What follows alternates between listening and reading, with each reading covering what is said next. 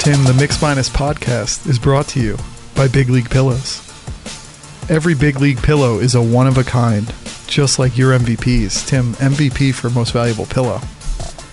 You select the team, colors, city, and featured name. Your personalized Big League pillow will arrive in its very own locker box. Also included is a motivational draft letter, which I wrote in every one of those boxes, to add to the excitement for your littlest or biggest fan. Greg, you just fixed my English. I'm reading this. It's a little funny, but we will still push it out there. The Big League pillow is 100% premium polyester fill, 100% soft velvet polyester cover. It's made in the USA, and it's a family-run facility.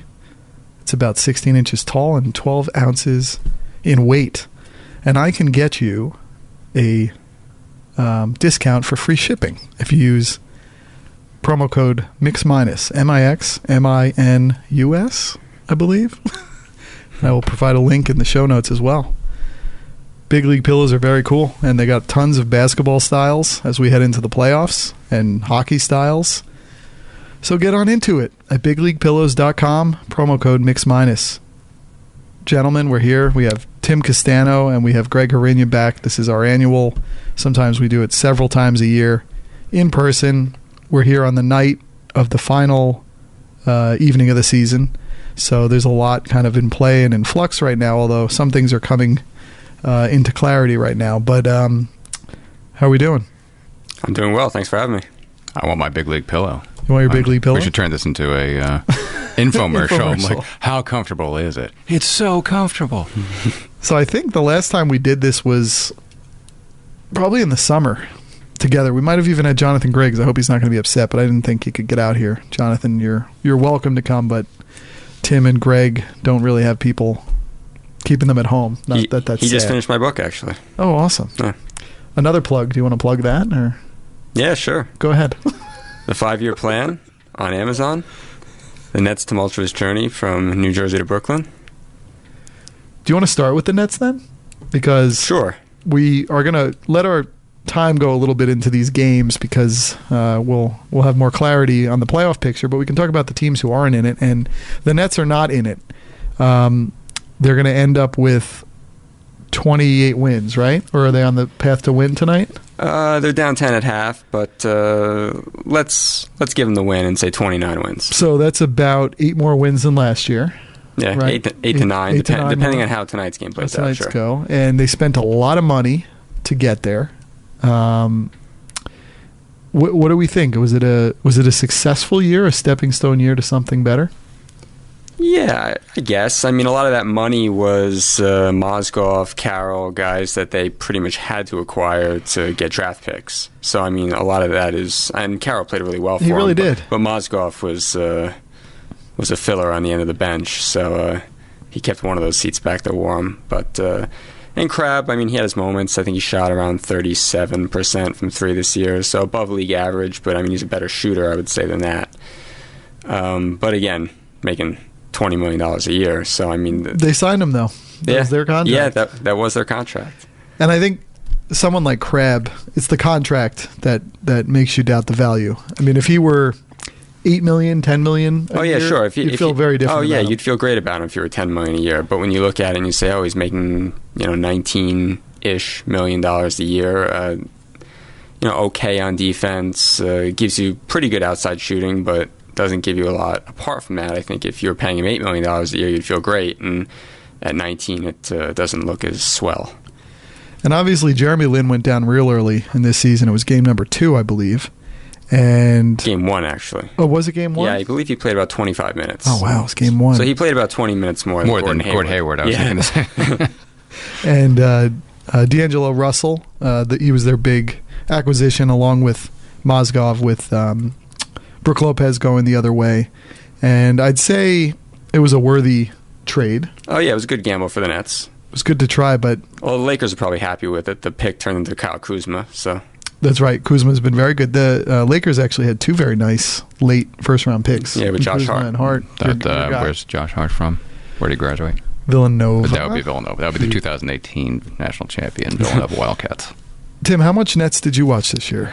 Some, not as much as I have in previous years, but some. They reminded me a little bit of the 1999 Orlando Magic team, Doc Rivers' squad, before they acquired McGrady and Hill, where they told the team in advance, like, look, many of you will not be here next year, but we're going to play hard, and that will help you find work elsewhere in the league in years to come. And that seems to be the message that the Nets internalized. And everything you're reading about them at this point seems to be positive because the team continues to play hard, and they seem to do well in terms of developing players who maybe had not quite reached their potential in previous stops. Now, I say that, of course, and Julia Okafor is on the bench. And D'Angelo Russell really didn't develop. So you look but at that's Dinwiddie. Not their fault. No, that's not their fault. Dinwiddie was a phenomenal find and pickup, and I think you had, Greg, called him out last year. I had no idea we were talking about his name. I said a guy with the name Spencer Dinwiddie cannot be a superstar. Oh, is it like an Al Albuquerque moment? Yeah, no, it's just it's one heck of a name. But he was there was a period of time in this season. I mean, he was really impressive. And maybe he doesn't develop if Lynn doesn't go down fully. And D'Angelo Russell. Yeah. And then you wonder, should the Nets have traded him with that value so high? The way I look at it, I don't know that you're paying all those guys. When you look at Dinwiddie, Hollis Jefferson, LeVert, Russell, they're all going to demand money at some point in the future. I mean, it might not be this summer or next summer, but I don't know that you're building around this core for the next 5 to 7 years, because ultimately it's a 29-win core, let's say.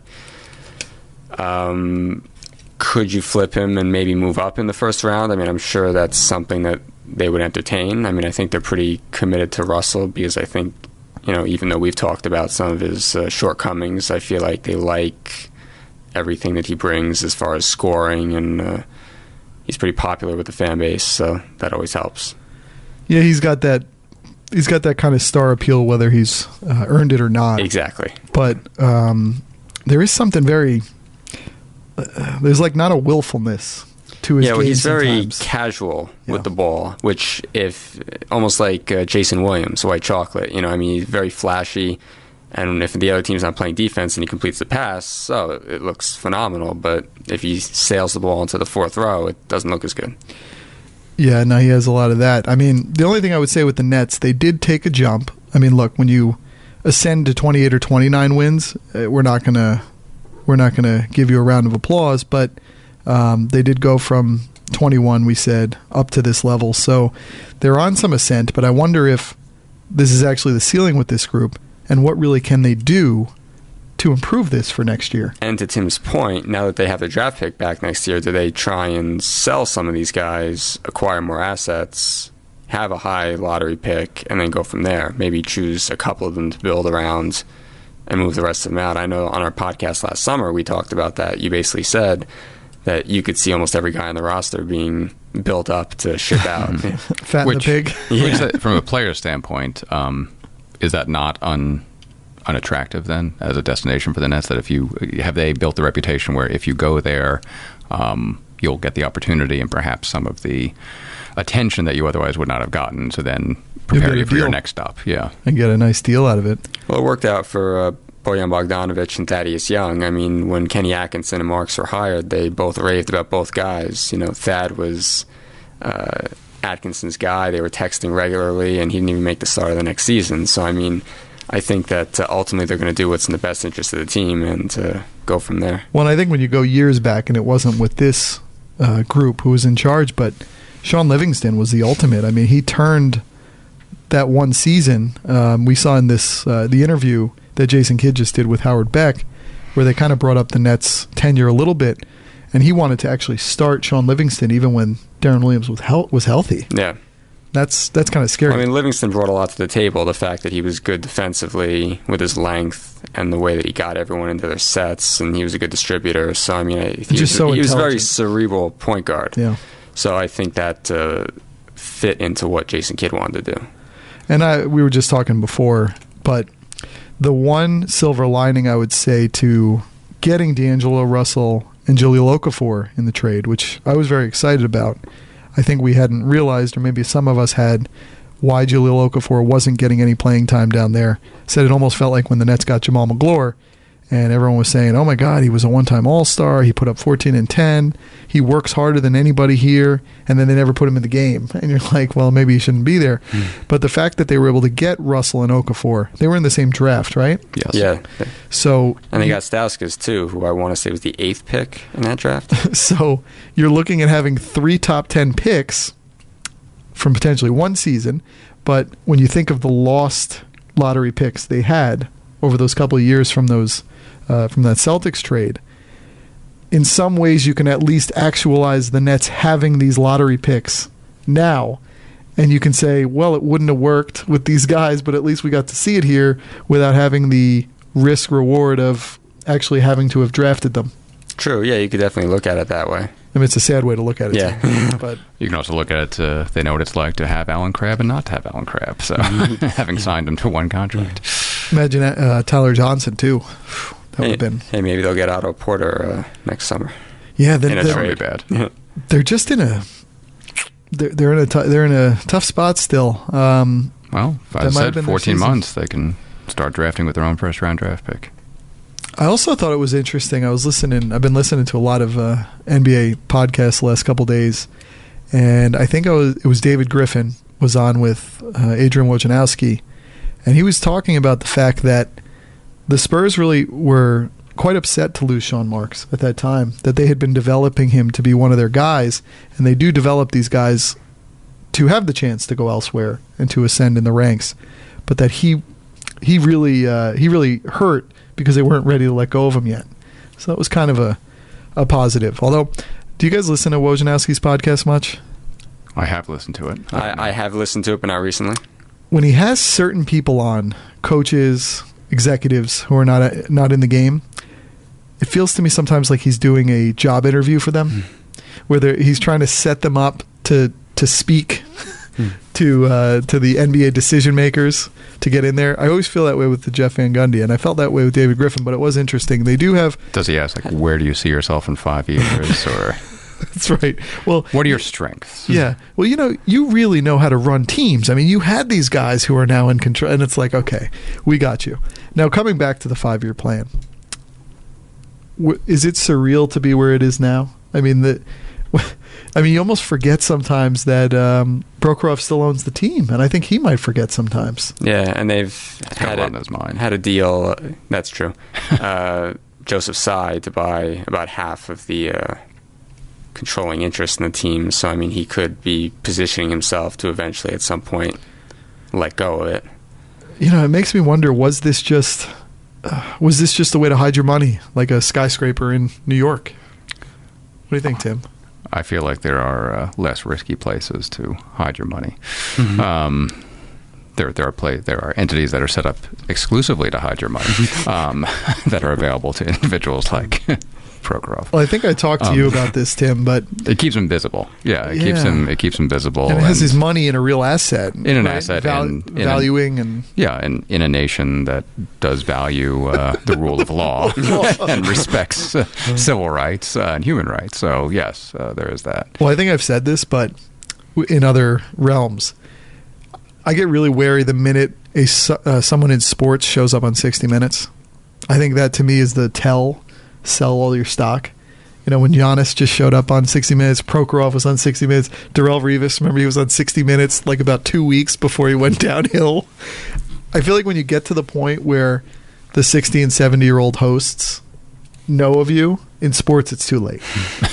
So that's just my little aside. So I don't know. The Nets couldn't even get someone on 60 Minutes now. I mean, other than the 5-year plan, but let's just think about what the vision for the Nets was even before the arena was built, when Ratner bought them, and now they've changed hands. I mean, if we had said 15 years ago, when conversations first started about the Nets going to Brooklyn, that this is what it would look like 15 years later with the transfers and it's worse, the composition, isn't it? I don't think it looks anything like they envisioned it. I mean, isn't this place completely empty? I wouldn't say completely empty. I mean, I think if you only allowed Nets fans in the Bean Arena, it might be considered completely empty. But, I mean, they still get a fair amount of your opposing fans. The Celtics come to town, the Knicks come to town. I mean, it got loud when the Knicks were in there. But, I mean, that's been par for the course since they moved there. Isn't it one of the scariest things probably for them, though, that when they put together the quote-unquote super team, and we were all on board that it was going to be a really good team, I think, that we thought they'd get 50 wins and vie for something, that didn't even fill things? I mean, you were there. It wasn't really that filled still, right? No, I mean, and again, it was the same situation. I mean, when the Knicks came to town, it still got loud. When years later, when the Warriors came to town, it still got loud for them. I mean, whoever the hot teams were at the time, Miami, they were the ones that drew the bulk of the fans. And I think that that year with Garnett and Pierce, you saw it when the team sort of started to bottom out a little bit in the beginning of the season, and then you had fans booing Kidd. And, I guess that it was like 11-20 they started the season after making that trade. And then you look at all the picks that you give up and so on and so forth. So it's and then it's downhill from there. So it really is. And also you have so many Knicks fans that were there before they even made that move. And a lot of them weren't willing to change teams. And a lot of the New Jersey fans stayed. They stayed in New Jersey and they didn't follow the team over there. I think it's amazing that the Knicks and Nets are basically ending up with the same record. The Knicks will get another, potentially, I mean, basically the same, but why don't we go there, and then we'll kind of talk about the rest of the outs of the playoff picture. The Knicks had a little bit going early in the year. They had Kristaps showing his progression with Carmelo Anthony out of the picture. Tim Hardaway Jr. was looking like a shrewd pickup, that he really had been developed in that Atlanta system a little bit and came back a different player. And he still might be. He's just not a number one player. Yeah. Still could be a good number 3, a number 2 on maybe a 40-something win team. Cantor, Ntilikina was doing some stuff early with defending, hitting some big shots here and there. And then everything fell apart. And unfortunately, it fell apart with Porzingis going down with a pretty brutal injury. Now, you'd have to hope he can come back from that at his young age, but when you're that size, it gets a little worrisome. The Knicks, unfortunately, as much as the highs were, and they were a very competitive home team, very competitive. Like, it was exciting. Remember that early season game against the Cavs? Oh, yeah. The game where the Cavs, like, after the shoot-around, walked under the Penn Station with the normal people and went on the subway. That was exciting, and the Garden was rocking a bit. But here they are, and I think Hornacek's going to be meeting with every season at the end is about the yes. Every end of season, it's always the Knicks head coach meeting with the powers that be. I'm probably somewhat bullish on the Knicks, though, moving ahead. What do you think, Greg? Well, you also have to figure that Porzingis might miss the first half of next season. So is it that much? Well, I mean, he got injured, what was that, January, February, maybe late January, February, something like that. So I wouldn't anticipate a guy like him of his size coming back maybe as quick as some other guys would. So, I mean, if you lose him for half a year, what kind of year are you going to put together next year? But they will have a lottery pick. So, I mean, at 8, they're probably looking at Colin Sexton, Kevin Knox, Mikal Bridges, in that range. I mean, those are the guys. Do they take a chance on Trae Young? If he's there, maybe. I think I like Orlando for him a lot. I think it's a good place, but it's funny because they got Ntilikina, and you could say, they should have gotten Dennis Smith Jr. He did not quite. Or Donovan Mitchell. Oh, Donovan and Mitchell. But you wonder if a guy like Donovan Mitchell, who, by the way, I didn't even realize this till the other day, he's from here. Yeah. He was from Westchester.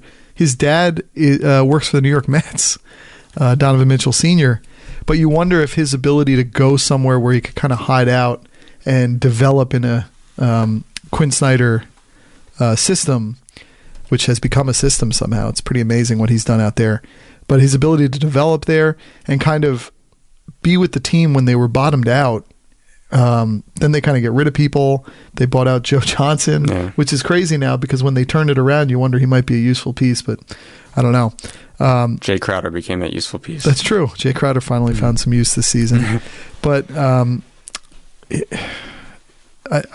think that it's going to be a difficult progression where they're headed.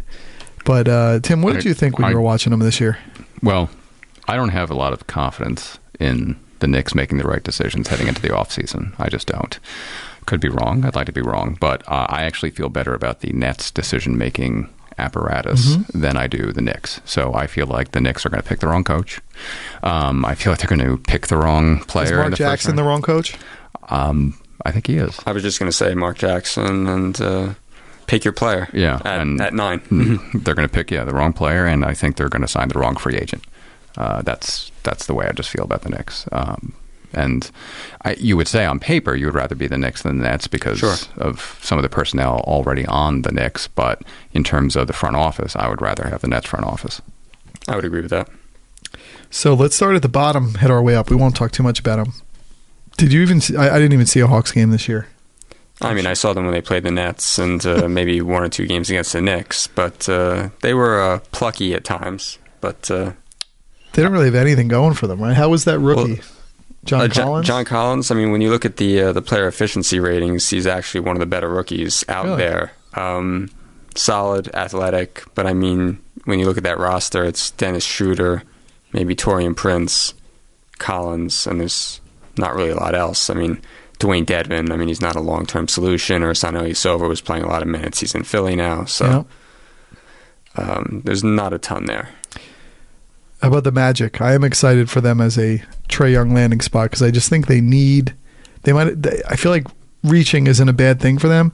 They need some spunk. They need some life. They need to figure out what they are first, what they want. Well, I mean, they're going to take a point guard. I mean, you'd imagine so because when they traded Alfred Payton, I mean, you can't think that DJ Augustine is a long-term solution there, or Shelvin Mack for that matter. And will they keep Aaron Gordon? It's a contract issue, right? Can they afford him? Well, he was, I mean, there was a moment there. Did he continue hitting threes like he did early in the season, or did that fall off? It fell off. I mean, he's still capable of it. I mean, he's had some games recently that he's played in where he's missed, 15 shots in a game, So, I mean, I don't know that I trust his shooting completely, but I mean, he's a freak athlete. He can shoot at times. I don't know. He's still extremely young. Yeah, he's only 22. Yeah, he'll be 23 at the start of next season. The Bulls, I think Markkanen, there was a period there, and he did end up with 15 points a game. I think he's a pretty legit modern day big man. I feel okay about the Bulls. I mean, Chris Dunn, I think, showed a lot more than what people thought he was in Minnesota. So, I mean, he developed a little bit. You'll have Levine coming back. I mean, he came back for a short period of time, wasn't completely himself, but you figure after another offseason he should be back. So they've got their backcourt there. They've got another lottery pick coming up. So yeah, there was that one period. Was it when they were playing the Knicks and Porzingis might have still been around, and you were kind of seeing the future? It was Porzingis and Markkanen kind of dueling. Yeah, and they were hitting threes. It went to overtime. I was really surprised that Markkanen was as kind of athletically with it as he was. No, Markkanen's solid. I think they feel good about him. Tim, how much Wasn't Hornets? he almost too good at some point that he was actually playing them out of their lottery pick? Yeah, which is probably why in the recent games against the Nets, the last game, it was a 4-point game in the fourth quarter, and all the guys that had any potential of on the bench. He was on the bench the entire fourth quarter. Wow. No, I think there's the next two teams, because we talked Knicks Nets. This is complete letdown, embarrassment, to be honest, to not make the playoffs. Way more so the Pistons, but the Hornets and the Pistons. The Hornets, at least, they had some disruption of their season with their head coach having the health issues. A lot of health issues going around the NBA. But man, Malik Monk didn't turn into anything so far. He's played okay lately, but I mean, again, these are games where other teams aren't playing their players. I don't know how much you read into that, but he really didn't have a role for most of the season. He was a DNP CD for most of the year when Silas was coaching, and also when Steve Clifford was coaching. Wait, who was coaching? Paul Silas Jr. Oh, Paul Silas Jr. Steven Silas. Steven Silas. Yeah, sorry. I thought you said Skiles. I was like, oh my God, no, Skiles came back? No, Silas. Silas, gotcha. Yeah, that was that's going to be a tough thing to figure out, because that guy hit the league with a lot of bravado and a lot of confidence. Well, there were a lot of Knicks fans who were upset that... I know. That's what I was going to say about the Knicks originally is the Hornets were after, right? The Hornets drafted Monk 11th. Yeah, so they totally could have had him. And I wonder if a player like him would have actually been better. Like I said, Mitchell, I think, was good being where he was. But would a guy like Monk have been better in more of a free-flowing, free-ranging thing, like under...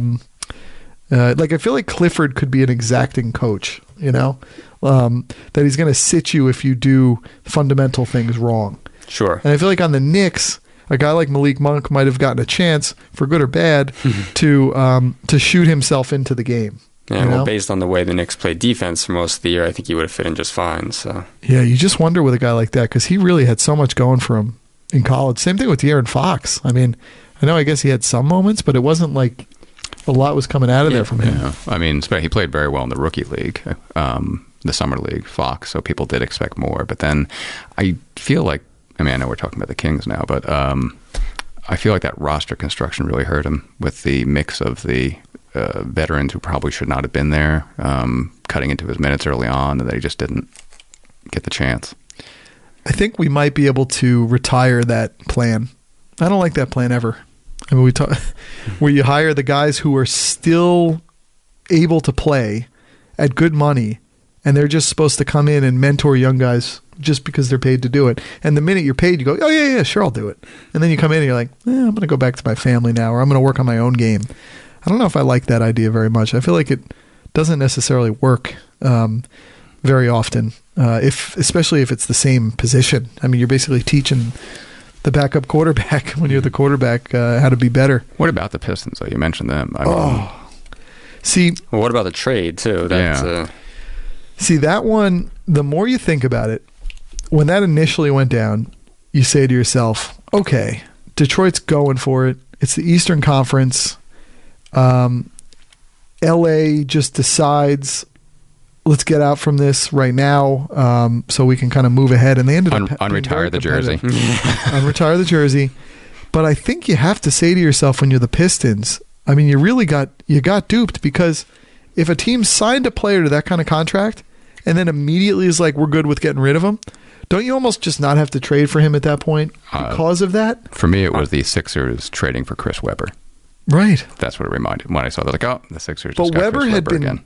Signed Injured for a couple of years. He was, I guess, 2 years into his deal, but it was a big deal and it was a long deal. And it might have been seven years. This one was 5, right? Yes, and the Kings were, furious to keep him. So somewhat similar in that regard. But that's what I thought. Yeah, 5 years, about 175, I believe, for Blake Griffin. But the fact that the Clippers were just like, yeah, we're good, and I really believe they went into the offseason and what they did was totally legit. I think they were shocked at how bad they were with Blake Griffin as their leader. And I think they saw things with Chris Paul gone now. They saw things that alarmed them. But also maybe you think that with Houston as good as they are, Golden State as good as they are, in the next 5 years of spending $175 million on Blake Griffin, they're not going to contend anyway. So why not get out from under the contract, turn it into some assets, and go from there and sort of reset a little bit.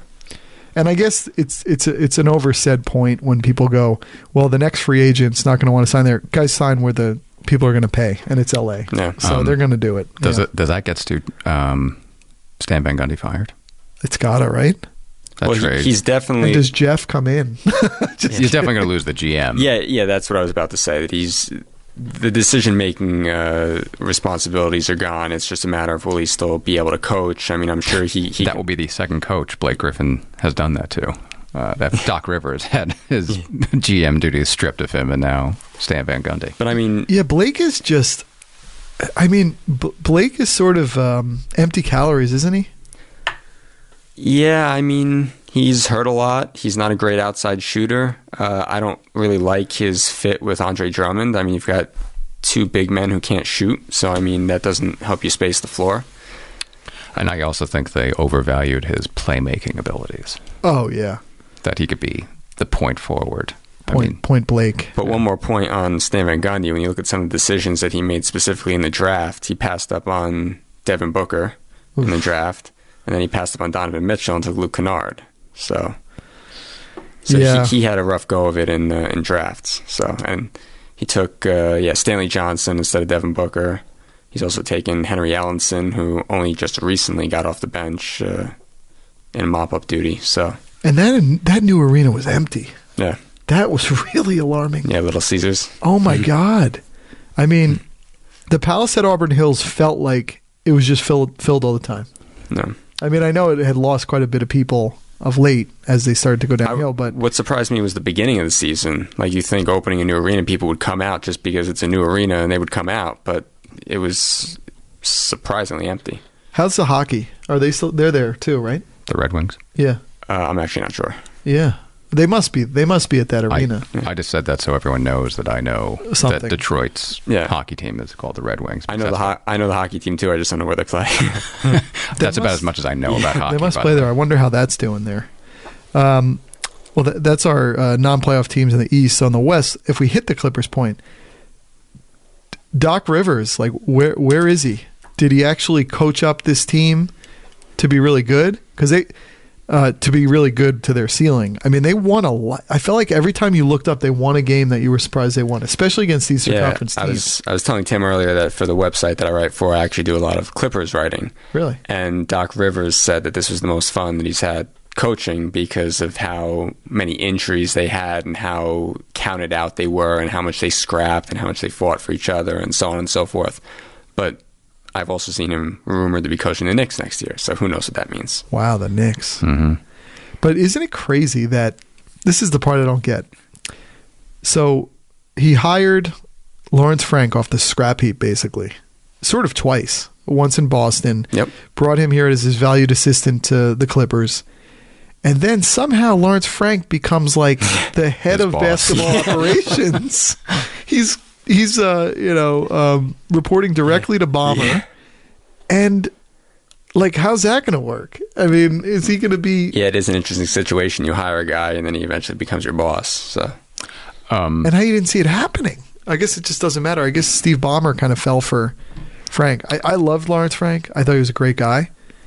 There's just times when he's speaking where it's like, and I have this issue with Cory Booker as well, total different realm. They don't speak from their own mind. They speak from quotes that other people said all the time. So they explain things to you purely through like, well, Bill Parcells always used to say this. Well, Maya Angelou always used to say this. And yes, he did do that. But they both do that. And I'm like, no, I want to hear what you have to say. You know? I always thought Lawrence Frank would make an excellent college coach. Yeah. But, would he be able to recruit, though? Like, does he walk into a room and command the... I don't know. I mean, man, what a career he's had because of Jason Kidd. I would say, too, that I think it's interesting that the Clippers, outside the playoffs, are going to probably have the sixth man of the year on their team because I think Lou Williams is going to win it. Yeah, I think so, too. Which is unusual for a non-playoff team, I think, to have the sixth man of the year. Which I think said something for how well the Clippers played with what they had. And he was really good. Yeah. Well, they did finish above 500, so I mean, if they were in the East, they would have been a solid playoff team. Yeah. And that he was sort of a harbinger of the new contract landscape, where we thought that this huge money meant that everyone was going to get huge dollar deals, and a bunch of players who didn't deserve it did. And he actually is in a point where he did, and he's like, I'm going to take kind of a moderate contract so I can stay somewhere for once. So he did really well there. We're watching the Nuggets Timberwolves. Whoever wins this game is going to be out of the playoffs. Let's hope not. So what we'll do Whoever is loses the game is going to be out of the rest of them. Sorry, is going to be in our discussion. We'll hit the others though. The Lakers they ended up actually not with a terrible record based on what their team was, and I think they sort of played better as the year went on. Yeah, they had a stretch there where people were getting carried away, saying they might even threaten for the playoffs. They were still 6 games out at that time. They were never really a legitimate threat, but I mean, it is a big step up from where they were last season. And what do we think of Lonzo Ball, Tim? I'm not as high on Lonzo Ball as you are. But in terms of, well, I was much higher going into the season. Mm-hmm. I thought Lonzo Ball would have an impact, not a win impact, but an impact similar to what Ben Simmons has had to Philly. Well, he did have that one game against the Spurs where he seemingly made every single shot. And my impression is that a lot of talent there, needs work, needs some development. See how where we are in 3 years. You know what's funny? Whenever you see when they do those promos of their top players, And they're like, doing their shot. And then when you see the promo, I feel like I'm watching like a basketball, like fake promo when it's like Lonzo Ball with the weird side shot. Shooting from the side of his head. Yeah. No, I think he's been good. And his dad being away has been, I think, good I agree with you there. Mm-hmm. But I wouldn't question the pick that the Lakers made. I mean, if we go back and do the draft, I would say, take Lonzo Ball with that pick, even with Donovan Mitchell playing the way he's been playing. So for this draft, I was thinking it's sort of got a little bit of a 2003 NBA draft feel. Now, I know Ben Simmons wasn't in this draft, but I'm going to consider him almost in it because this was his first year. So I was thinking that Carmelo Anthony's Jason Tatum. Yeah, exactly right. Mm-hmm. So I was thinking that in some ways, I know I don't want to be, I don't want to speak out of turn, but in some ways, Ben Simmons is very LeBron. Is Donovan Mitchell kind of Dwayne Wade? More 3-point ability. Yeah. Much more. He had the most rookie threes ever, right? Yeah. 188 or something? Yeah, he can definitely, I don't know the exact number, but he can definitely fire from outside, much more so than Dwayne Wade ever could. But he kind of has that feel, or I was thinking of I know maybe when a little Wade came in, wasn't there some talk he could be a 1, maybe a 2? Yeah, there was very much that combo feel. And then I was thinking, Bosch was in that. Is that like Markkanen? In a little bit of a way, And then I was thinking about Tatum is mellow. Tatum is totally mellow. So I was looking back at the 2003 NBA draft. It's insane how many guys are still not only dominating in the form of like LeBron, but are still playing 15 years later. So you got LeBron, you got Darko. No, I'm just kidding. You got Carmelo, you got Chris Bosh, who's not there now, but should be. Dwayne Wade, obviously. Let's see. Oh, Pietrus. Is Pietrus Ntilikina? I like Pietrus, by the way. Yeah, no, he was a lot of fun. Good defender. So you got David West, who was the 18th pick. He's still playing. Remember Zoran Planinic. He was with the Nets. The backup point guard that they were the missing link. It's also crazy the players who are out. Oh my God, Luke Walton was in that draft. He's still making a motion. So, where is it? Zaza Pachulia was in this one too. Although or was there a Zauer Pachulia? Did he have a brother? Because I don't know if they're spelling it wrong. But if he was in that one, that's kind of crazy. But there's still people. Kyle Korver. Is James Jones still playing with LeBron? No, I believe James Jones is an executive with the Phoenix Suns right now. Oh, that's interesting. And the other thing I wanted to make on this point. If you were to redraft 2017, how does it go? Who's number one? Is it Tatum? Is it Donovan Mitchell? Don't you think Donovan Mitchell would maybe go number one now? Knowing what we know now, yeah. Yeah. No, I'm saying at this point. Especially given that Simmons was drafted in 2016, so right. if you're counting faults. Yeah, I guess is this pre-Boston trading or post-Boston trading to the Sixers? I guess you could say, yeah, because Boston could have just kept their pick, and right? probably would have taken Tatum. I mean, if you take Danny Ainge at his word that they got the player they wanted, even if they had the number one pick. But you look at the stocks that went down here. So Fultz number one, obviously. I still think at this point, with even the little bit we saw, he would still be top. He'd still be top 5 because he's just got so much going on there. But you got Lonzo at 2. All things considered, I still think he's up there. I think he stays at 2. The only one, Donovan Mitchell, jumps up quite a bit. Josh Jackson, I mean, did we hear much from him this year? Toward the end of the season, he started to play a little bit better. De'Aaron Fox, we discussed. I don't know if he separated himself. Jonathan Isaac, moments. Barely played. Lauri Markkanen moves into the top 5, I think. He was 7. Ntilikina, maybe he's still around this area, but Dennis Smith jumps him. Zach Collins, Malik Monk, Luke Kennard. Bam Adebayo's been pretty good, right? Yeah, but you'd imagine that John Collins and Jared Allen would climb up significantly. And Kuzma.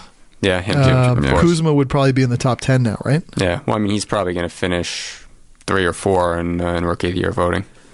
I think Josh Hart goes higher. Is he top, I do think he goes top higher. 17, well, he definitely would. Maybe top 15 or something? Yeah. I think he's 18, maybe. Yeah. 19. Yeah, it's kind of crazy how quickly you can Who would go him. higher, Ntilikina or Josh Hart? Yeah, I think you got to go. I think Ntilikina. Yeah, you got to go Ntilikina. I think love his Josh age, Hart, but I think Ntilikina. His age, and then you read, everything about the wingspan being so crucial. Ntilikina did legitimately play good defense, right? Yeah. I mean, no, he definitely was a good defender. The only problem is like, where do you play him? They don't really think he's a true point guard, but he's not really a great shooter. So that's he's like a defensive Jamal Crawford. Yeah, that's when I see him. That's what he reminds me of. Defensive Jamal Crawford. Yeah, where it's like, remember Jamal Crawford? Like, is he a point guard, as a shooting guard, his first few years in the league, and then he turned into what he turned into. And I feel like that's when I look at. I was like, oh yeah, he looks like a defensive Jamal Crawford. So we talk Lakers. I don't remember watching much of the Kings this year. I mean, I saw the point where poor Vince Carter got caught up and hurt. Who was the guy? Oh yeah, from the Warriors. No, it wasn't Looney. McCaw, right? Yes, Patrick McCaw. Patrick McCaw. I watched him a little bit at the beginning of the season because I was intrigued, but then they didn't hold my intrigue. Yeah, and you wonder, like, is that coach in trouble? Should he be in trouble yet? I'd give him another year. I mean, Vlade Divac is his boss. But how about also... but, I mean, we said this, I remember when we were together last time, we said the Kings won the draft. But the season didn't look as if they won the draft. So maybe that is the coach. Yeah, absolutely. And actually, is Frank Vogel in trouble? In Orlando, Wildwood, New Jersey, is Frank Vogel. Probably. Yeah, I think he is. And isn't the fact of how much success Nate McMillan's had, doesn't that even hurt Frank Vogel too? It is strange to me because I think, I said this when we talked about Orlando. Orlando has to figure out what they want to be. And I feel like Vogel hasn't really imprinted his identity on that team, which is interesting when you look at the Pacers, because I feel like McMillan almost just went along with the identity of his team and figured it out, as opposed to imposing his identity on his team, and it's worked. Well, the Pacers are the worst because literally they have the Magic's franchise player as their franchise player, who they gave up on. I mean, what a weird journey for Oladipo. The Mavericks, they were sort of in tank mode a lot of this year. Dennis Smith had some moments of athleticism. Was he very good at the point guard position though? When we were here last, I said that he would be Rookie of the Year, so I was wrong about that. He had his moments where he'd have 22 points, 11 assists, but he'd also have a lot of games where he'd miss 12, 14 shots, that kind of thing. Is his ceiling lower than maybe we thought? I don't know. I just say, like, is he one of those players where... Does he just kind of coast, like, on his athletic ability? I don't know. I feel with the Mavericks, too, that Harrison Barnes is still not... He's still figuring it out and still hasn't really quite lived up to his contract, certainly. But I'd rather have him at that money than Chandler Parsons at that money. Absolutely. I think we said this over the summer, that I think Memphis absolutely should have signed Harrison Barnes. That was a player they should have gotten. So, yeah, I would agree with that. And Wes Matthews hasn't. That's unfortunate. But well, sometimes you just start going on a run of bad moves, and you don't mean to. I mean, it's very much like Detroit after they had all that championship success. Afterwards, Joe Dumars was still in control, and he was still signing guys. And remember, initially, you're like, Charlie Villanueva, Ben Gordon, okay, well, this guy, he has the championship pedigree. And sometimes, your run at the blackjack table just kind of runs out, and you don't make bad picks, or you don't sign bad guys. You have a plan for why you signed them, but it just doesn't work out. Whereas the magic of what he was able to put together somewhat haphazardly to build that championship team, that kind of comes together in ways you can't really plan. And you look at the Mavericks, everyone's like, oh my God, they got Rick Carlisle as one of the best coaches. They have good ownership. We found out there's some funky things going on there. And isn't it funny, the guy who they kept on and took all the heat for was like the website writer? Yeah. Earl Snead or something. Yeah. But I think it might just be that, where they made moves that felt right. Signing Harrison Barnes was not a bad move to make. They signed initially with him. They also signed Andrew Bogut, and it was like, okay, this might be a fun team. They're going to rekindle some of the feelings that they'll bring down from Golden State. They'll still have Dirk there towards the end. They'll ride around him. They brought back Darren Williams. Yeah. They brought back Barea. They brought back Devin Harris. yeah. And you're like, okay. And sometimes the things just, they start to go wrong. So, much like you were saying, Tim, before, when you were talking about Orlando, they just don't know what they want to be. It's kind of like sometimes you got to get the right pieces, and then it sort of Figures itself brings itself to fruition on what that right thing is. Yeah, and also let's not forget that Dallas has swung and missed on a lot of free agents over the years. They really have. And has been fortunate to miss on Dwight Howard, on Darren Williams when Oh my God, the ultimate was DeAndre Jordan. DeAndre Jordan. And apparently they still might be interested in him, I'm hearing, this offseason, which That's is a weird one. Yeah, that is. Well, he's going to be a free agent, so Yeah. Yeah, he's coming out at like a bad time because he's like a dinosaur sort of. Speaking of the Grizzlies, they bottomed out completely and pathetically, but it might not be the worst thing in the world to have done that, because now you get a really good pick and You still have your two cornerstone players. you still have your players, and for whatever reason they're able to get players there, and they still do have they still have John Hollinger in there and decent GM. The owner just picked up the option to buy the entire team. He picked up his third year option. Yeah. So yeah, I don't think the hard thing when you bottom out, especially when you come from a team of success, you have to be very careful to not let the baby go out with the bathwater, to not overshoot the mark on how bad things are, and then just kind of reset and all of a sudden you could be back in contention. I mean, I believe so much in the competitive fire of Mike Conley and of Gasol. And, I was actually thinking today, we talk about these trades that are so one-sided, and you remember it was 10 years ago and people were saying, the Gasol deal, this is so one-sided for Pau Gasol to go to the Lakers. They've ripped off another team once again. And everybody else who was in that deal, the main players didn't do much, but hey, the draft rights to his brother slide through, and that ends up being a cornerstone max-out player for several years. So Defensive Player of the Year. I think Gasol, if you look at their franchise history, has probably been the best player. Mark, that is. Yeah, no, I think so. And he also, you sometimes can't prefigure the way a guy's going to morph himself. So Gasol comes in and he morphed his body. He became completely as athletic as his body could be. He started even hitting threes last year. So he was always evolving. And last off, the Suns. I mean, Devin Booker is just so good, and that's one of those fun ones where you go and watch the old. You love to go back and watch the college highlights to be like, oh my God, this guy was in there, and he's someone who is he still 22? I'd probably say 22. Oh my God.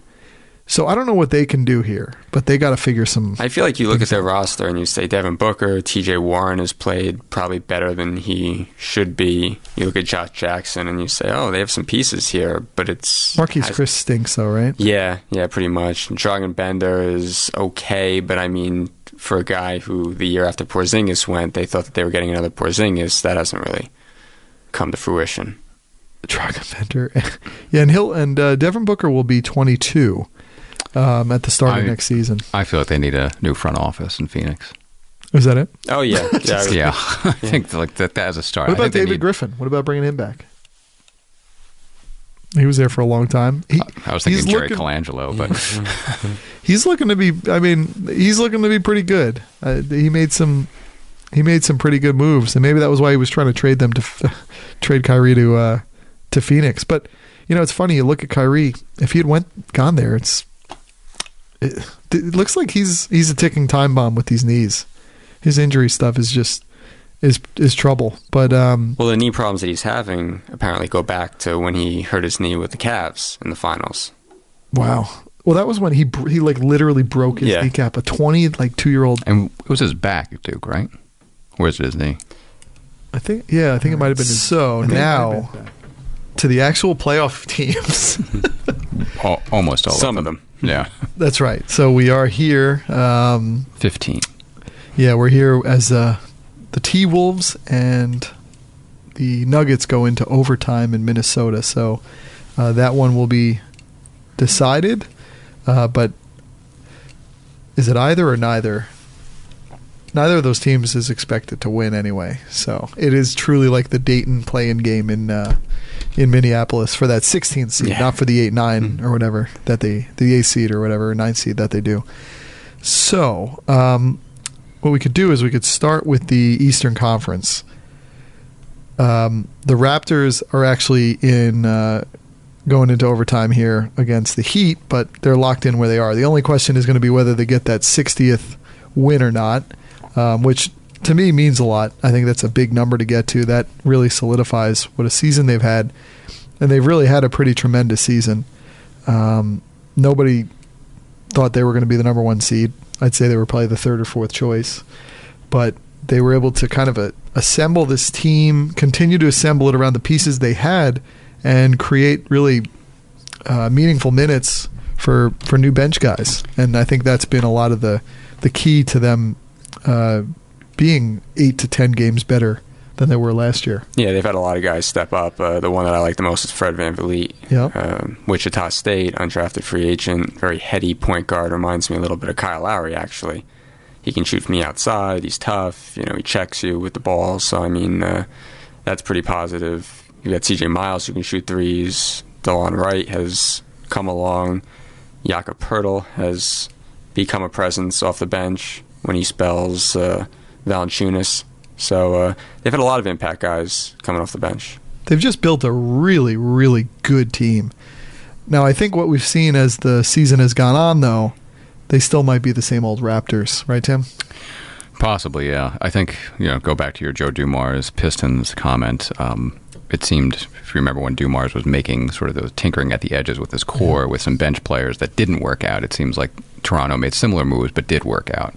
I don't know if we're going to get to how we think the playoffs are going to unfold, but I'm happy for the Raptors. I want Dwayne Casey to win Coach of the Year. I'd like to see them go far, but the way things line up right now, they may not get out of the second round. But the thing with the way that they've constructed their team, in those tight playoff games, you're still going to get them deferring to Lowry and DeRozan in those isolation situations, taking those long contested twos. You know that that's still going to be the way that it shakes out. Yeah. So the fact that they've had all these bench guys contribute, they've had great depth. I don't know that depth is going to matter when the game's on the line in tight games, because they're going to be the same team, in my opinion, that they've been. Yeah, I think playoff Raptors 2018 might look like playoff Raptors 2017. I was saying that, and then when I saw the way they came out this season for probably 3/4 of it, I really felt that the team was better than they were last year and the year before, because it seemed like DeRozan had really taken some steps. I mean, he started to hit some threes, which has given some respect and spacing. But then you just saw them go against LeBron, and they still they can't. I don't think they could get past LeBron if he was playing with Villanova. I'm insulted. Which he might be going to. That was actually hilarious when they did that joke thing with Kevin Durant, the Players Tribune thing, and they put the Villanova sign. I said he should take his talents to Philadelphia in general. He could have all the logos on his team. But yeah, they're gonna. Looks like they're in the running right now to play either the Wizards or Heat. So the game that they're going to play here could. I think if they play the Wizards, they're going to sweep. Yeah. In the opening round. I mean, from what I've seen the Wizards lately, they just don't look like a team that has it together. Yeah, and I don't really love Heat either. I think Heat defensively are very good, but I don't know that they have a lot of shot makers, especially when the game's on the line. So I think the Raptors will be fine in the first round. Well, I think the Heat, their roster plays up to a 43 to 44 win team. Yeah. The Wizards play down to a 43, 44 win team. And I think that's where it plays out. It's like year after year, they're just the same kind of team who has these top-notch guards, and then you do your best to build around. Otto Porter had a good season. He did. He didn't have a max contract season, but he had a good season. Yeah, again, it goes back to the Alan Crabb discussion. If he were making $12 million, he had a phenomenal season, but making $106 million over 4 years. Wouldn't you say that the Wizards are Trailblazers East? When you think of the two guards, The two guards in the backcourt. and then sort of a mix of high-paid, wings and sort of nondescript big man. Even though I think in some ways Nurkic and Gortat, like they're very much the same teams, and I think the Wizards, and look, they had John Wall was out for a long time. Although all you heard was that was good, that they were finally moving the ball like the right way. But I feel like the Trailblazers were the ceiling this season of what probably a fully healthy Wizards would be. Yeah, they're like the same teams, right? The only difference I would say is that with Otto Porter, to Tim's point, you have a guy who can shoot threes, whereas I don't know you feel as comfortable with Al Fugamino or Mo Harkless shooting threes. In some ways, Evan Turner is that high-paid third guy, though, Yeah. He's got like a $70 million. Although not a three-point shooter. No. Yeah. No, not. But you know what? They are much better three-point shooters than these guards are. Oh, yeah. Shooters. No, so I agree. I agree. It kind of makes up for that. I enjoy watching the Trailblazers backcourt. I don't enjoy really watching the Wizards backcourt. I mean, it doesn't get me like... Well, because the Trailblazers have chemistry, it feels like, with their players, whereas you're always wondering whether Beal and Wall can stand hate each other. Yeah. Well, the Wizards had their best moment when Paul Pierce was there as the DH. That's why they brought me here. That's right. He said that with everybody. Yeah, right? that's right. He says that in the ESPN studio now. Or is it NBA TV? What is he on? No, or ESPN. Area 51. Yeah. Mm-hmm. A weird show. This is why they brought me here. Yeah, KG gets TNT and Pierce gets ESPN. So that's exactly right. The Celtics, totally different team, obviously, without Kyrie and without Gordon for the 5 minutes they had him. I was thinking about this the other night while watching them. This will be a strange point. It may not make any sense. I think this Celtics team going to the second round and losing would be a greater accomplishment and more valuable over the long term had Kyrie stayed and they gone to the Eastern Conference Finals and lost. Meaning, I think the experience of without Kyrie, without Gordon Hayward, with this group, what they have constituted, that them going as far as the second round is a greater accomplishment and will mean more for those players moving forward next season when they do get the other players back, hopefully, than had they had Kyrie and gone to the Eastern Conference Finals and lost. Isn't it funny how quickly, though, I don't know how it's going to shake out, but however it does, if it's Celtics Heat, isn't it crazy? You never would have thought that could be the NBA TV series. It could be that. That could be the Atlanta Hawks series. Yeah. That is such that is like a basketball purists series, but there is almost in a vacuum only the two fans of those teams. I think Toronto and Washington might be that could get that series, which is crazy. I think they'd have the number one seed overall getting the NBA TV series, but. Well, that happened with the Nets and the Hawks when they played in 2015. Oh, that's right. You had some of those games on NBA TV. Well, luckily we had the local feed, which is always a brutal thing. Watching NBA playoffs on the local feed, even though I love it, but I like the exalted feel of postseason basketball being on a different network. But I think that would be a good series, Heat Celtics. But I think the Celtics would win and. I don't know if they would win in the second round, though. I think there would be a lot of old school scores in that series, a lot of 84-82 games. Yeah, although I guess you almost forget because the Celtic green just feels like this. It feels like it's the same players it is every year, I guess. But Jason Tatum is going to be something to watch in the playoffs. Jaylen Brown is a wealthy man's Tony Allen? Tony Allen. He's a wealthy man's Tony Allen. Yeah. Right? He's a really good shooter, isn't he? Last night, 5-6 in the first quarter from 3. Yeah. I wonder about Kyrie. I mean, we'll talk about that in a second. Right now, the 3-6, which is a phenomenal unicorn series, would be the 76ers and the Bucks. As I said, Ben Simmons should have been on 60 Minutes, not Giannis. I think there is something to when someone like Ben Simmons comes along, it kind of ruins it for everybody else who's supposed to get time to like figure themselves out. Like I heard Colin Cowherd say at one point, all of these coaches in the NBA are getting fired because of Brad Stevens, because he came right in and he shows like, no, you can coach up a roster of almost any group of players and get them to 50 wins. Like if you really can get the best out of them. And I think Ben Simmons coming in has really taken the luster off of Giannis. Because this has been like, what, 4 years now? Yeah, he's been in the league a while now. And yes, he puts his numbers up, but and maybe he just hasn't had the time of playing basketball. Like Ben Simmons was bred to play basketball. But with Simmons, the way that he makes every player around him better, not saying that Antetokounmpo doesn't, but he doesn't pass the way that Simmons does. He doesn't see the floor the way that Simmons does. Neither one of them has a jump shot really to speak of. I'm not really that high on Antetokounmpo's shot. You know, I think mechanically there are some things that he could do to improve that. But he dominates because of his length, because of his athleticism. I mean, Simmons does the same, but he's such a good passer that's really where he elevates himself, in my opinion. He could elevate. You switch them out. I think that the Sixers have 15 less wins, maybe 10. Yeah, maybe 10. And I think that he probably Ben Simmons probably has that Milwaukee group at 50 wins.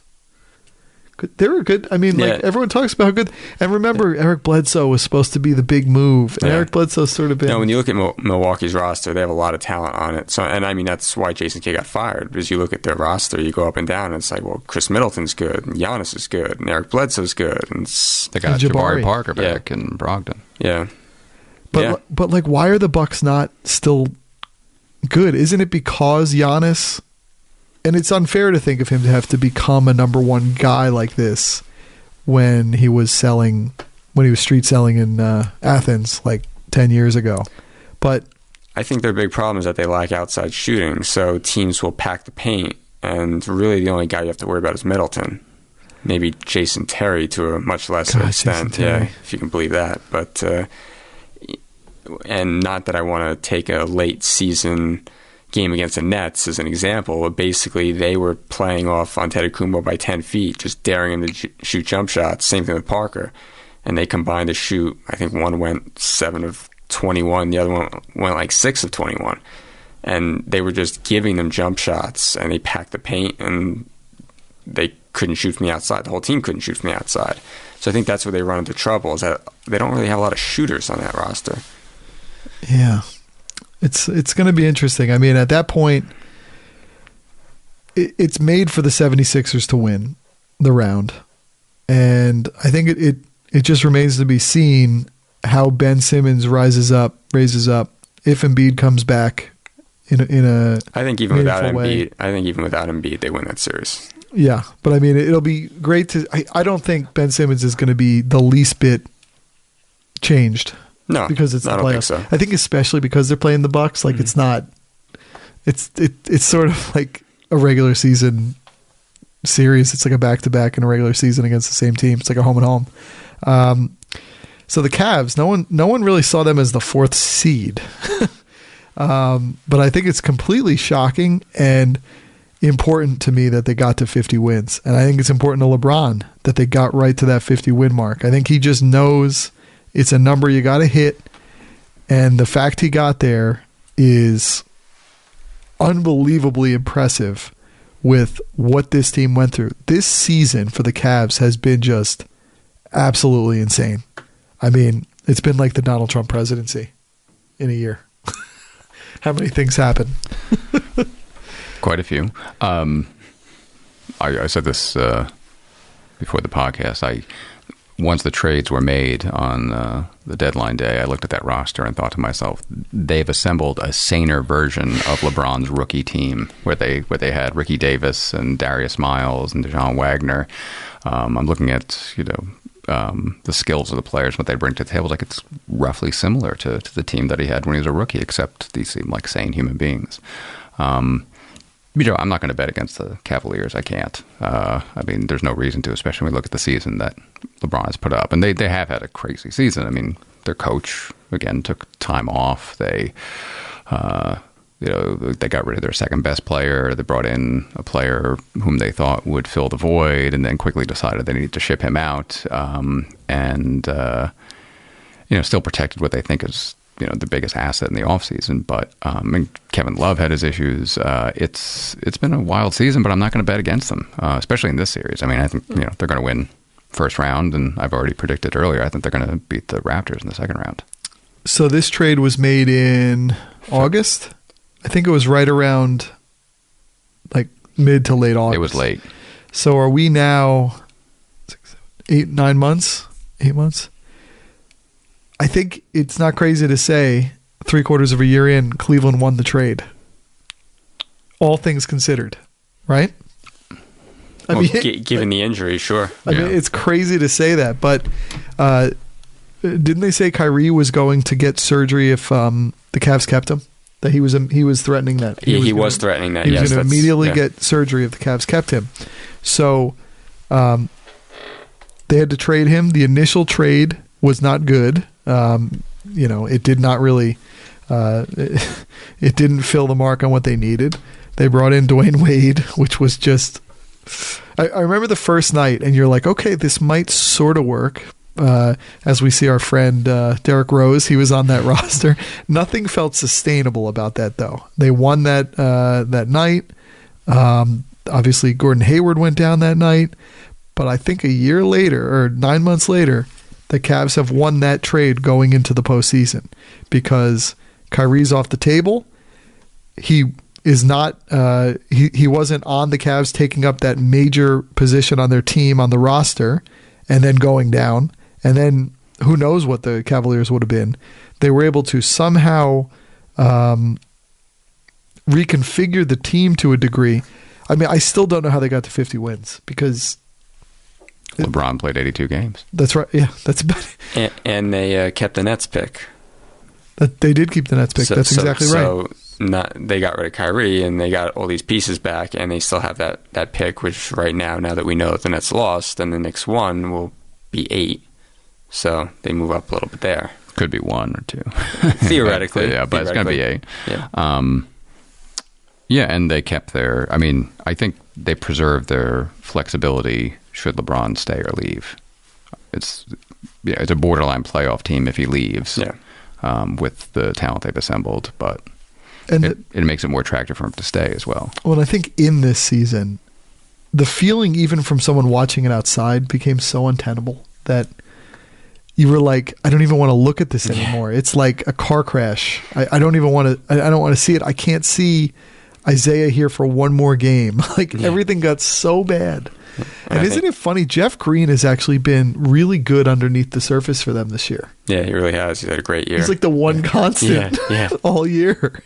And I have to give Kevin Love credit because when he came there early season, in the early seasons, he had carried a label as being a bit of a malcontent or a head, not even a head. Isaiah was going after him. And his friend, good friend from Oregon. And, he's been in trade talk since he got there, and you don't hear him. I mean, he doesn't rock the boat. He goes out and plays. And I think, I know Mike Francesa, for instance, was always down on Kevin Love for his attitude or just something about him. But I think based on the experience that he's had and what he's shown, that the Mike Francesas of the world should reassess Kevin Love.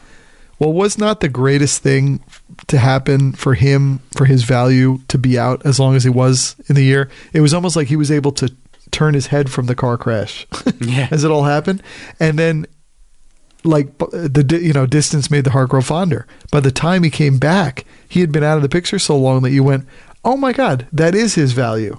Like by being out of the lineup for a while, now you saw him come back and you go, oh my God, he does reliably hit those threes off of LeBron driving kicks, or he does get a lot of rebounds. He does throw a hell of a outlet pass.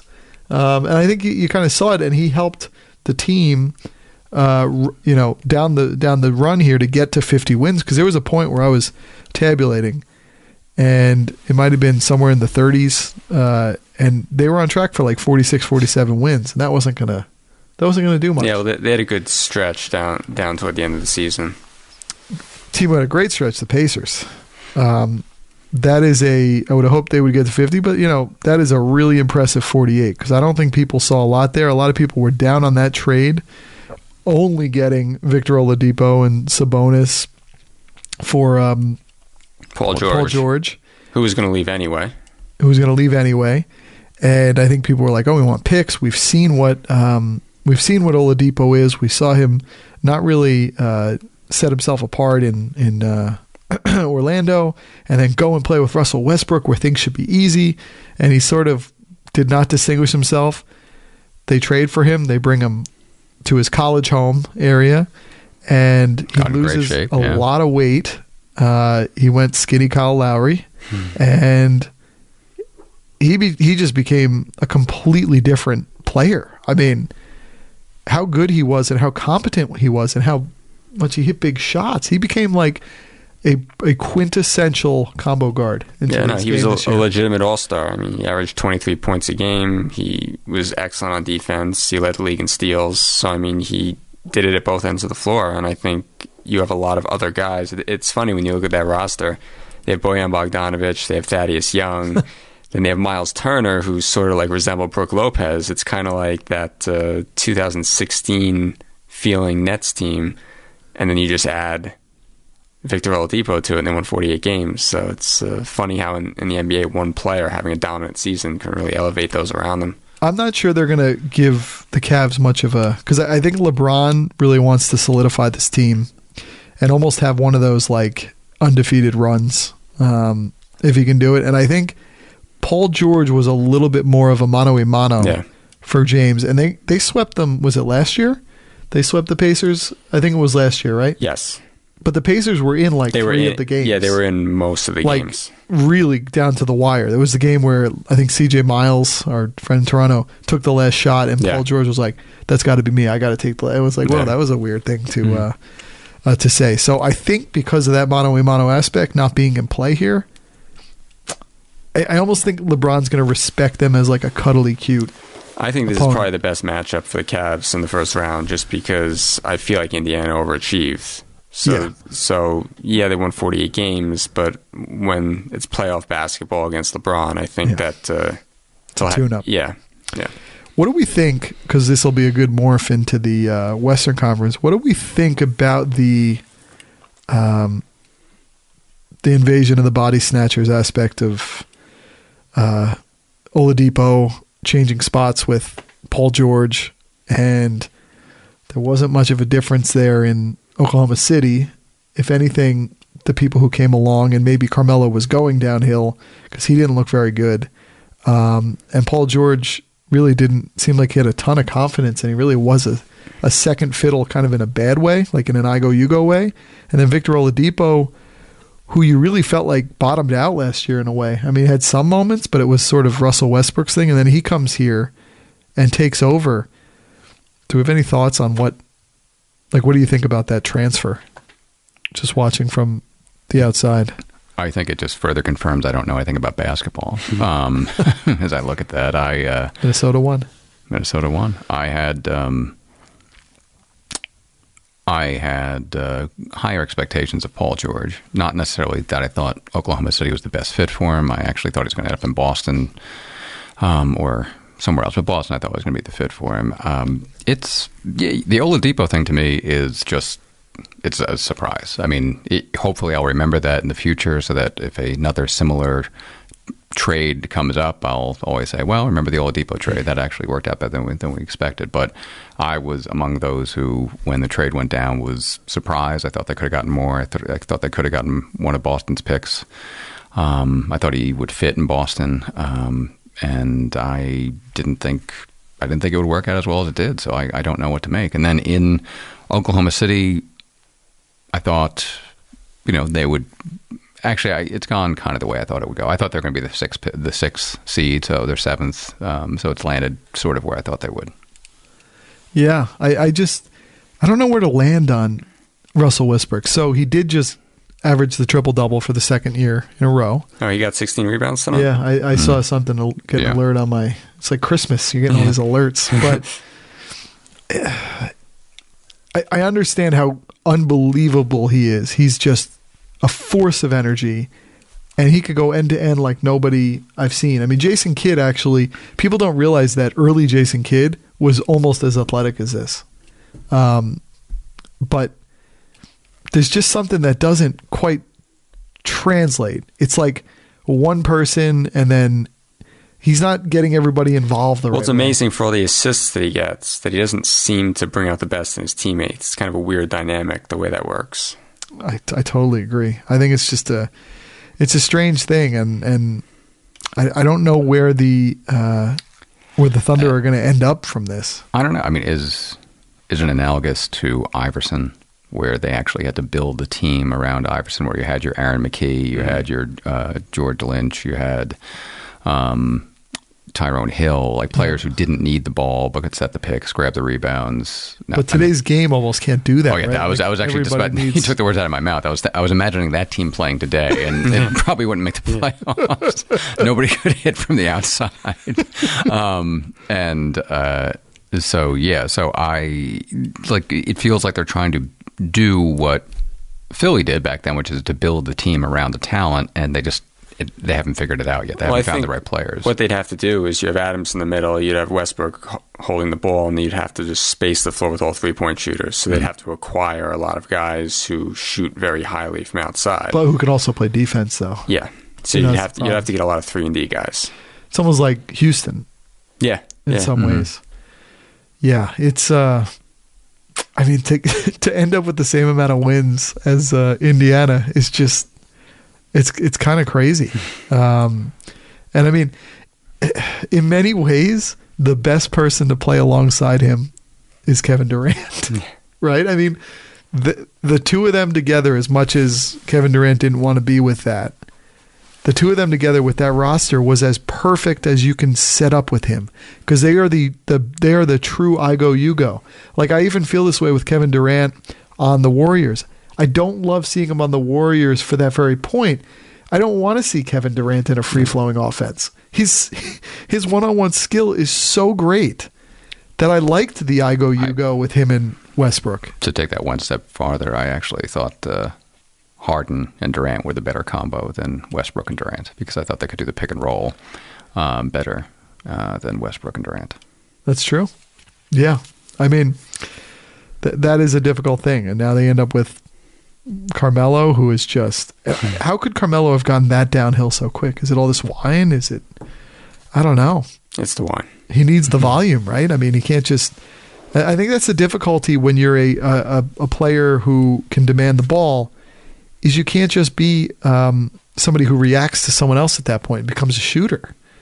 You know, it's not like Jason Kidd getting everybody involved, or Steve Nash, who in essence played a very similar game at the end of the day. You know, you're commanding the ball, and then you're probing and you're getting people involved. But for guys like that, their point is to get the people involved. And for Russell Westbrook, it's, I'm going to get my shot, and if people collapse, then I'll get people involved. And that's a hard point for players to then get the ball and then score on demand. And that's your only shot. It's not like you're kind of warming up into the moment.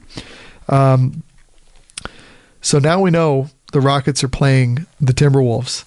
Not a great matchup for the Timberwolves. Although, if the Timberwolves were able to get a win, which sometimes you see coming off amazing wins like this, where you have all that energy, the momentum. Yeah. Like, you remember the year when the Bulls, very similar team, same coach, same players, the Bulls beat the Nets in that Game 7 and then rolled in to Miami and beat Miami in Game 1 with LeBron and then lost the rest of the series. I would love the Timberwolves to somehow put a scare into the Rockets in a Game 1. It's always possible. That's the problem with shooting teams.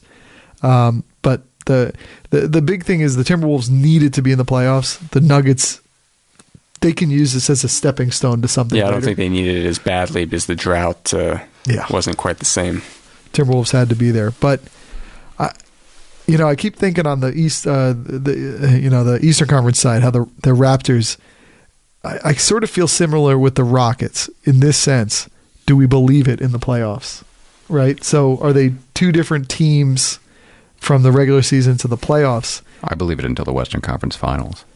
I just think what the Rockets have done is unbelievable, but that's always been D'Antoni's rep, right? Yeah. That he has a great offensive teams in the regular season, and that that brand of basketball doesn't work in the playoffs. So like Andy Reid.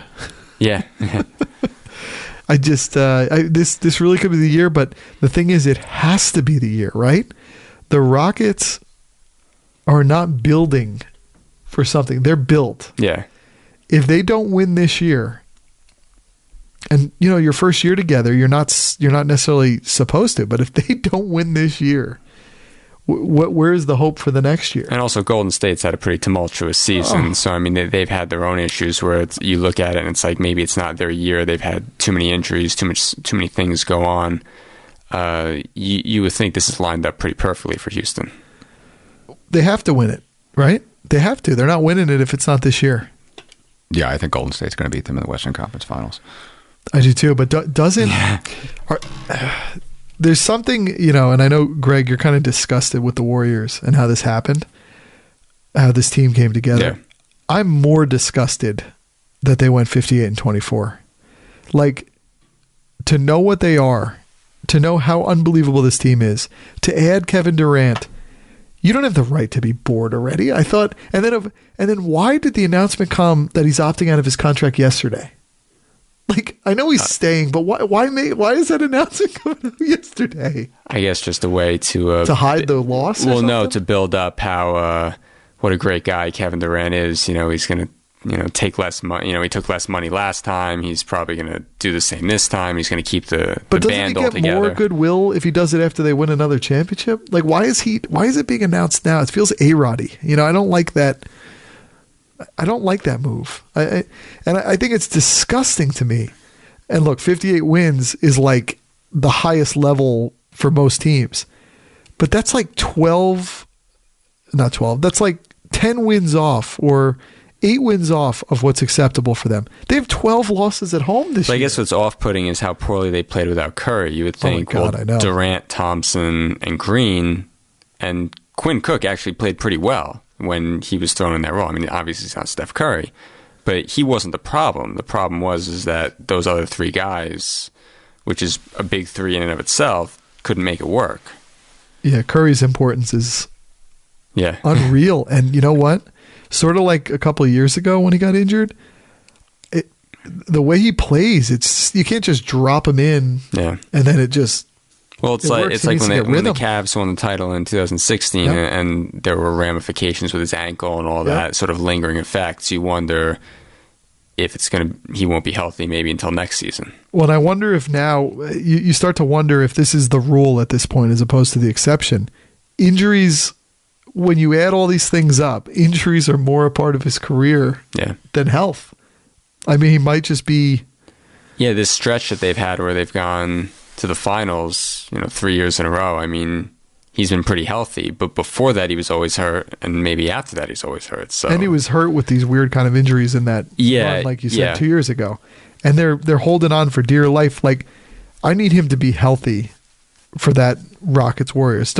You're saying, and I think the Warriors win. I think the Warriors have to win because I just think it's such a terrible black mark, and it just shows like. It almost shows like uncaring to not win it all. Like when you assemble this team, I mean, when we had our podcast last year or in the summer, we're like, is the season even going to be good? And the other teams showed up. Like a handful of teams were like, okay, we understand you've raised the bar. We're going to find a way to match you. And like what Daryl Morey's done with the Rockets is unreal. Like to get them to be a 16-loss team, to get all these free agents, major free agents to come and choose Houston, to play alongside James Harden and to put the mix of players around him that are perfectly situated for his game. But the Warriors, like, it's a terrible thing if they don't win. Like, it's almost, when you put that with the loss in Game 7 after being up 3-1, it's not good. You can't assemble that team and then that happens. Like, as much goodwill as Kevin Durant got last year after winning that Finals MVP,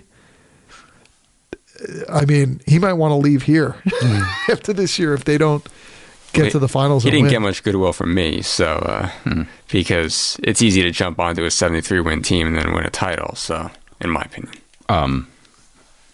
opinion I've heard is Houston wins. If Houston wins, Cleveland wins the finals. If Golden State wins the finals against Cleveland. Would you guys buy that? So I actually would be really. I want the Warriors to win ultimately. I don't know why I like the Warriors. I just do. But the Rockets getting in, I think, makes a great finals because I think Cleveland has I think LeBron, he could own James Harden. Cleveland has a much better shot against Houston than they do against Golden State. It's a much more competitive finals. And I think LeBron could taste that one. Like, that would be one of those where he just... These other guys haven't been in the finals, the great players on the Rockets. Well, the athletes that Cleveland picked up, the Rodney Hoods, the Jordan Clarksons of the world, I feel like they can guard Houston's perimeter shooters who are really just shooters, whereas when you look at Golden State, they have stars. They can do other things than just spot up shooting threes. I was actually thinking about that today, though. The Rockets getting in would be a really fun... It would almost like... We sort of know how the Warriors Cavs are going to go at this point. Like, there's no dynamic aspects to that. If we don't know, we haven't been watching basketball. I don't know if we have. I mean, that could be fun. Now, let's see, I have all the teams. No, because so we don't know how the Jazz and Blazers are going to play out here with the 3-4. The Pelicans winning means that they're the 5. And the Spurs, I hate seeing a 47-win Spurs team, although it's very impressive for where they come from. Spurs are the 7th seed. So is Kawhi going to sneak in? No, he's totally not, right? No, I think he's done. So that means the Spurs are going to play the Warriors are going to have a real easy time. Oh, my God. Like, that should be a sweep without Curry. Warriors-Spurs. But we have the Jazz and the Blazers. So both teams... Especially the Jazz just completely went way past expectations, and I think that's thanks to Quinn Snyder. Like, they just have a fun mix of players. Like, what Gobert can do defensively, Donovan Mitchell is like, I can't believe how legit Donovan Mitchell is. And I love the players who just supersede what they were in college. Watching them play defense, it's beautiful to watch, really, in a league that's so offensive-minded, the way that they communicate with each other, the way they switch, the way that they run shooters off the three-point line. They're always right on them, almost like preventing the catch. I was watching the game last night, and they were up, to your point about the Warriors, they were up 47 on the Warriors at one point. Obviously no Curry. The other guys played, but... I mean, Golden State couldn't even get a shot off, really. It was just the way they defend. It's just unbelievable. It's great. The only problem I have here, I just wish that the Thunder were... the Thunder Warriors needed to be the first-round series. Yeah, that would have been great. Like Warriors Spurs and then Thunder Jazz. Like, Jazz Spurs would have been fun. Yeah. At least. I mean, it would have been a better match. Yeah. And then, like, I hate that the Thunder won't get the Warriors with the storyline there. With Kevin Durant not having Steph Curry... and then going against this team that was built sort of to fill in for his absence. That's a shame. That I wish they could kind of rejigger things. Yeah, I don't love those West matchups the way that they seem to be playing out right now. And Trailblazers Pelicans is actually it's 240. Well, we're not 100% sure yet, right? So the Blazers win, they're the 3rd seed, right? And so, well, if we continue this podcast for another 3 hours, we'll be able to say definitively. Blazers Thunder actually would be kind of fun. And then Jazz Pelicans is a matchup of the former transplants. Yeah, that's right. Right. Finally, the Jazz can go back to New Orleans. Great year from Anthony Davis, especially after Cousins went down. That was a series I was hoping would happen. Would be Pelicans with Cousins up against Golden State. I think that would have been a fun series. I'm not saying that the Pelicans would have won, but I think those two players up front would have given a lot of problems. Obviously, were they on the trajectory that they ended up on though, with Cousins in the mix? No, they were like 8th. They were like 500, right? Yeah, they were. Yeah, and now Cousins. I was thinking, like, do you sign and trade Cousins for Blake Griffin? Because Cousins is, like, they can say they're going to sign him, but the injury he had is not one that people come back from very well. I see you looking at me when you say that, since I had the same injury. Oh, that's true. I was just looking at you.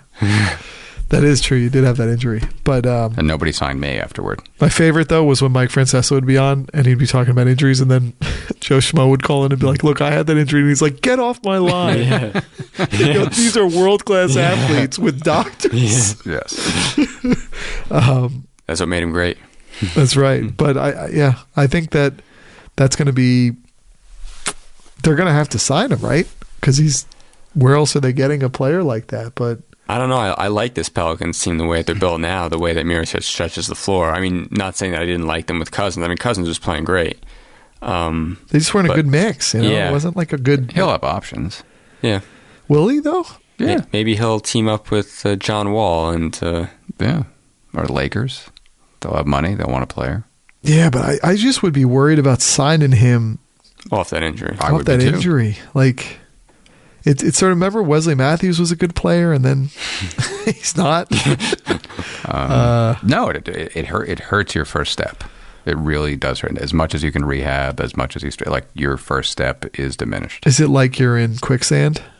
Not even that much. It's just like you're Delayed? you're a fraction of the second off. And I mean, the issue I had, and again, I'm not a professional athlete, is running even after I had recovered caused issues on my opposite side because there was just too much stress. Like I wasn't pushing off on my right leg well enough, so then the force on the left leg was the impact of it was too great. So I'm not saying that's going to be what happened to Marcus Cousins, but I wanted to ask one interesting question I was thinking of as people who follow the Nets. Which big three do you take? Westbrook, Carmelo, and Paul George, or Jason Kidd, Vince Carter, and Richard Jefferson? Like this year, them and like peak that group. Yeah. I would take the group with Kidd just because he's making the guys around him better. Whereas I don't know that, like George to me underachieved. I mean, he was good defensively, but I mean his usage rate was really low. Well, and Carter was better He than played out of his mind when he was like that 1 or 2 years. Carter. Yeah. Oh my God, Carter was so good when he initially came Yes. to the Nets. Yes. He was putting up like 48 in games. That was unreal. I mean, that's the problem. Does Pete? I don't even know. Is Pete Carmelo good with these two guys too? You know what I mean? I don't even remember. Do we even remember Pete Carmelo? It's been so many years. Denver. Yeah, you've got to go back to the 2007 Nuggets. Yeah. But I wonder if he's even like they did their best to put this big three together, but probably if they kept what they had and then just didn't do the Carmelo one, they would have been better off. I don't know. I don't think he's a big plus, but I don't think he's a huge minus at this point in the season. I think he's sort of receded and he's not taking that much off the table. He's not really defending though, right? I don't even know if he can anymore. So Jazz, them, they could totally beat the Jazz though. I think just with their wherewithal and their experience. I mean, look, Donovan Mitchell's been great, but is he just going to roll into the playoffs and be fine? You know, I feel like this Thunder team, just like that Big Three Nets team, remember they went into Toronto and then they won that series. The one thing I would say about the Thunder, though, I mean, obviously, I don't know how much stock you put in the regular season, but when they played nationally televised games against the Warriors, against the Rockets, they beat them. Right. So those were playoff type atmospheres, and you wonder if maybe they elevate their game a little bit, like they did in the regular season against those big teams when they felt like they had a chip on their shoulder. I think the Thunder are going to beat the Jazz. I think they're going to beat them. They might. The Trailblazers are tough because Damian Lillard has the eye of the tiger. Like he can go head to head with you, and then CJ McCollum is just really, really good. Although Paul George could check him pretty well, and I think in some ways the Thunder have better big men. I mean, obviously Adams being that, but I don't know. The Thunder might win. I mean, I'm talking about them like a 6 seed. They have the same amount of wins, pretty much. Yeah. Everyone through 8. I could see them rolling into the Jazz, picking off game 1, and then beating them. Because that's one where Russell Westbrook could go in and sort of win a series with his sheer force, and like someone like Donovan Mitchell isn't like ready for that. Who did they play last year? They lost in 5, right? The Oklahoma was The Rockets. It was the Rockets. Yeah. So Tim, you have the Warriors and the Cavs. I don't want to, but I'd like to have something more interesting than that. I'd like to see actually Houston, Cleveland, but I think Golden State's going to win. Great. Yeah, I would concur with that. I'd like to not see Golden State in the finals, but I'm not going to bet against that much talent. You don't like watching Curry play? I like watching him play, but I mean, I just don't like this group with Durant on top of the mix that was already there that made them so good before. I thought that they were a lot more likable when it was Thompson, it was Curry, it was just Harrison Barnes. An organic team. Yeah, exactly. It was a team that they built naturally. They didn't need a guy to just sort of jump onto the bandwagon. They had to actually build the bandwagon. So they built a team anybody could have had, any of the players. Yes. Yep. And it's just like... And, getting Iguodala as a free agent isn't, that's not extravagant. I think that's... I kind of wish Iguodala went to the Rockets this year because he was supposed to go there. Well, he was just using the Rockets to That's true. get an offer. That is true. To set the market for himself, if you will. That's another thing with the Warriors. They're very high on themselves. They should. They've won like average of 70 games a year. But they're getting a little comfortable into like we're Silicon Valley tech investors and I have my startups and my angel, and you're like, why don't you guys just kind of focus on the basketball? And I also think this thing that Kevin Durant's doing with Bill Simmons is getting a little overexposed. Where there's been like 6 of these 2-hour long like podcasts, and then they're all drinking wine together for 2 hours, and it's like, okay, maybe we don't need that much. Like, I like seeing Kevin Durant play, but have you ever gone like, I don't know if he's that interesting? Yeah. Like he's a superstar. People say that about me. That's true. Well, Yeah. but like he's a superstar, but he almost like doesn't believe he is, and he wants you to know so bad. So he's like, I'm going to go on. Like Bill Simmons is not the move. Like LeBron James is a superstar. He allows us to know just as much as we need to know and know more. And then for anything is that we have to know more, he puts it on top of his own platform. Kevin Durant apparently has some big YouTube channel. No one's watching it. Like he's sort of a loser. I don't mean it like in a. Well, I do mean it, but like Steph Curry. He's sort of just like himself, I mean, and he's ascended to this crazy level, but I don't know. I guess that when you start calling these guys losers, that's probably where you sit. You know whom you sound like. So, all right. So I'm thinking the worst would be like Raptors Rockets. That would probably be a pretty bad. Well, I think that's bad if you're ABC, but I'd be interested in that. Yeah, I would watch it, but I would watch any of these matchups. Yeah. So Chris Paul's never been to the conference finals. No. He better get there this year. He better, Yeah. or else this is it. He's a 33-year-old point guard next year, and he's a free agent, right? Mm-hmm. All right, gentlemen. Well, maybe we'll pick it up later. We've had about an hour on the non-playoff teams and then a solid time on the playoff teams. And I think we're at a point where the only thing to be decided is Portland. the 3-4 in the West. Yeah, Portland and the Jazz. So Thank you, Matt. thank you both. Thank you for having me.